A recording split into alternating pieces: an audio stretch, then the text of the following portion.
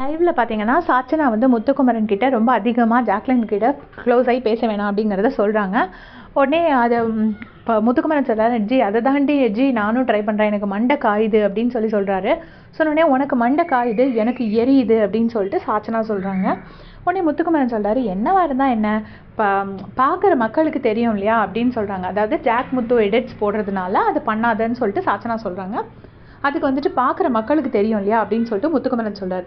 உடனே மக்களுக்கு தெரியல, அதனால தான் நான் சொல்கிறேன் அப்படின்னு சொல்லி சாச்சனா சொல்கிறாங்க. சொன்ன உடனே, நீ எப்போவுமே வந்து ஏதாவது ஒரு கேர்ள்ஸ் குரூப்பில் ஒருத்தரை செலக்ட் பண்ணணுன்னாலோ இல்லை ஈஸி கோயிங்னாலோ எதுக்குனாலும் நீ அவங்கள தான் சூஸ் பண்ணுற அப்படின்னு சொல்லிட்டு சாச்சனா சொல்கிறாங்க. அப்போ முத்து கேட்குறாரு, எதில் டாஸ்க் இல்லையா அப்படின்னு கேட்டோன்னே, எதுவாக இருந்தாலும் அப்படிதான் அப்படின்னு சொல்கிறாங்க சாச்சனா. உடனே முத்துக்குமரன் சொல்கிறாரு, நான் எல்லாருமே ஈக்குவலாக தான் ட்ரீட் பண்ணுறேன் அப்படிலாம் இது அவ்வளோமே விஜய் சேதுபதி மாதிரியே பேசுகிறாரு. நான் எல்லாருமே ஈக்குவலாக தான் ட்ரீட் பண்ணுறேன் அப்படின்னு சொல்கிறாங்க. அதுக்கப்புறம் முத்துக்குமரன் அங்கே உள்ளவங்களை பற்றி சைடில் வேற ஒரு குரூப் ஆஃப் கண்டஸ்டன்ஸ் இருக்காங்க, அவங்கள பார்த்துட்டு எல்லாரும் காசு இருக்கான்னு தான் பார்க்குறாங்களே தவிர கண்டென்ட் இருக்கான்னு ஒருத்தரும் பார்க்க மாட்டேங்கிறாங்களே அப்படின்னு சொல்லி முத்துக்குமரன் சொல்கிறார். உடனே சாச்சனா சொல்கிறாங்க, அவங்கள பற்றியே நீ எதுக்கு யோசிக்கிற, உன்னை பற்றி மட்டும் யோசி, அடுத்தவங்கள பற்றி யோசிக்காதுன்னு சாச்சனா சொல்கிறாங்க.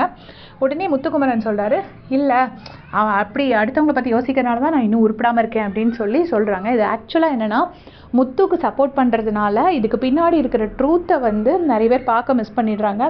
முத்து மேலே உள்ள அன்பில் சாச்சனா வந்து முத்துக்கு தானே சப்போர்ட் பண்ணுறாங்க அப்படின்னு சொல்லிட்டு எல்லாருமே யோசிக்கிறாங்க.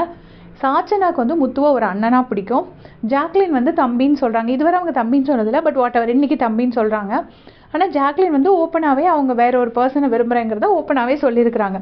ஸோ ஜாக்லின் முத்து எடிட்ஸுங்கிறது அவங்க வாண்டடாக போட்டாங்களோ வாண்டட் இல்லாமல் போட்டாங்களோ அது வந்து சாச்சனாக்கு ஒரு மாதிரி பொசசிவ் ஃபீலிங் வருது.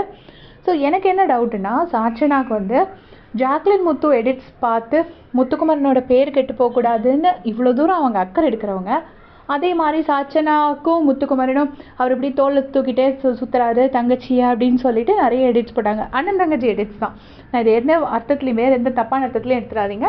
பட் அண்ணன் தங்கச்சி எடிட்ஸ் நிறைய போட்டாங்க.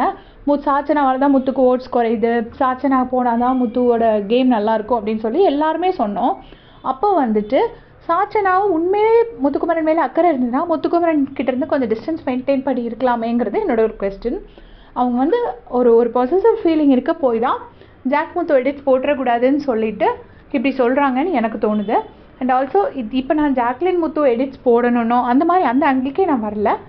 இது வந்து முத்து மேலுள்ள அக்கறையில் சொல்கிற மாதிரி இல்லைங்கிறதா என்னுடைய பாயிண்ட்டு. உங்களுடைய கமெண்ட் சொல்லுங்கள்.